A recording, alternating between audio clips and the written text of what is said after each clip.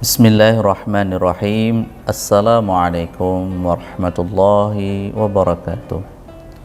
Alhamdulillahilladzi wa kafa, wassalatu wassalamu ala sayyidina Mustafa wa ala alihi wa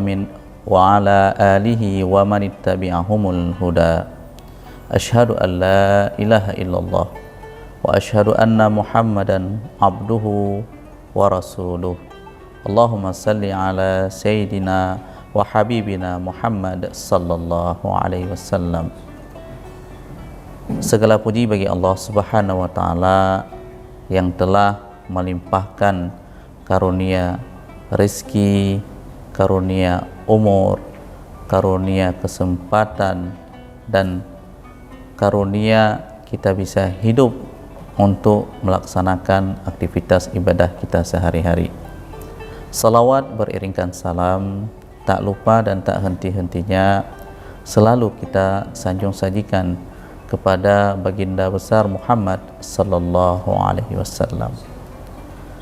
Para pemirsa yang dirahmati Allah subhanahu wa ta'ala, pada kesempatan yang berbahagia ini, marilah selama di bulan Ramadan tentunya aktivitas ataupun kesibukan kita sehari-hari dengan berbagai macam tanggung jawab pekerjaan dan juga tanggung jawab terhadap keluarga, tetapi tanggung jawab itu semua tidak melupakan bahwasanya Allah memberikan kita beberapa hal ataupun beberapa aspek yang bisa meningkatkan derajat kita sebagai manusia.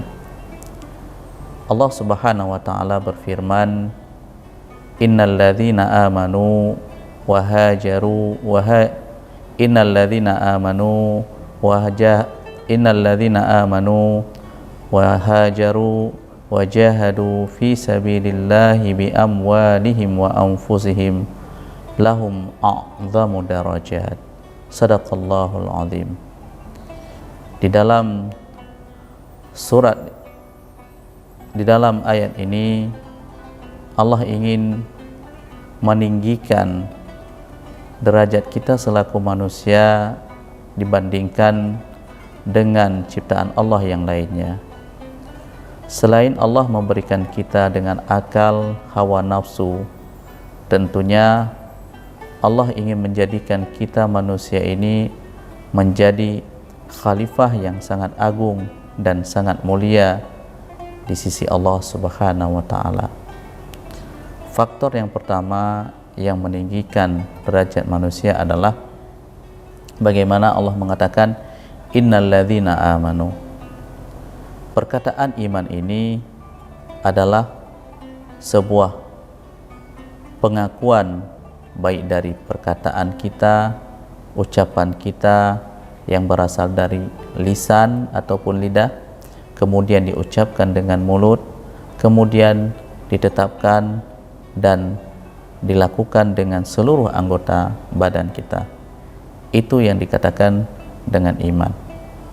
Banyak orang yang hari ini ketika kita mengatakan hanya gara-gara satu Indomie saja imannya tergadaikan.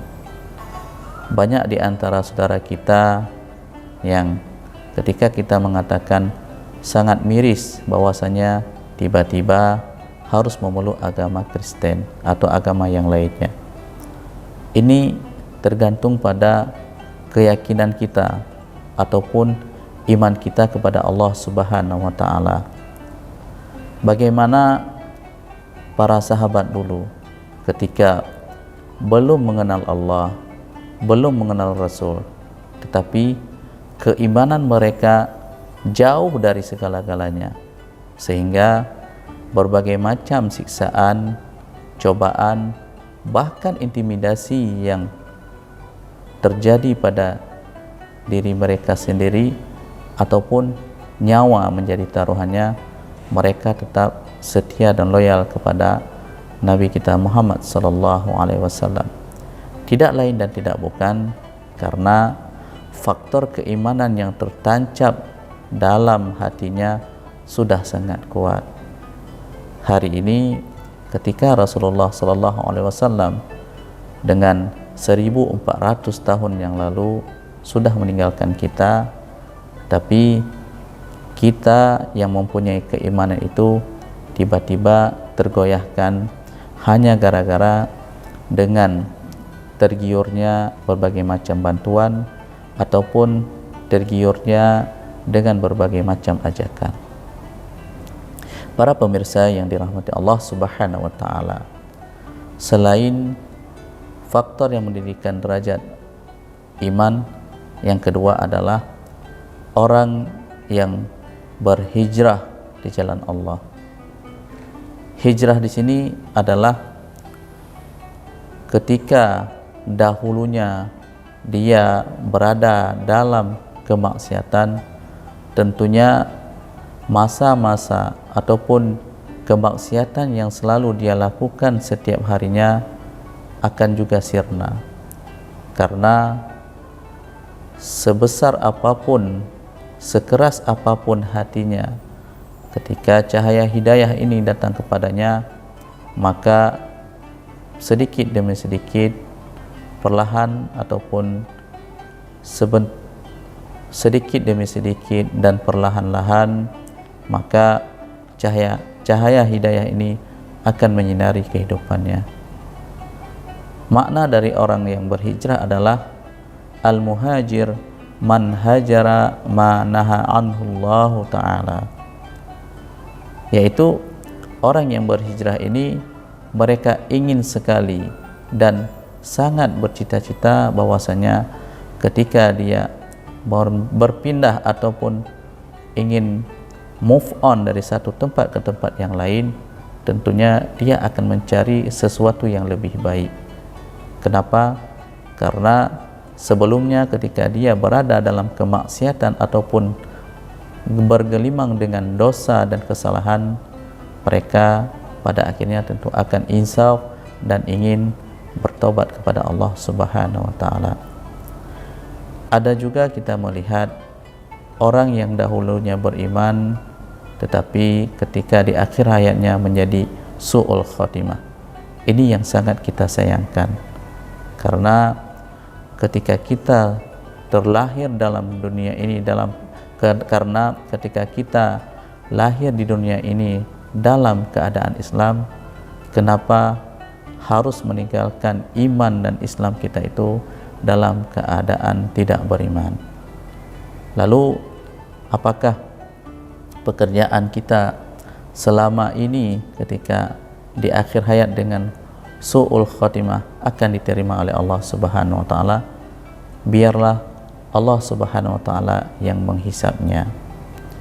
Faktor yang ketiga adalah bagaimana orang yang berjihad di jalan Allah Subhanahu wa taala.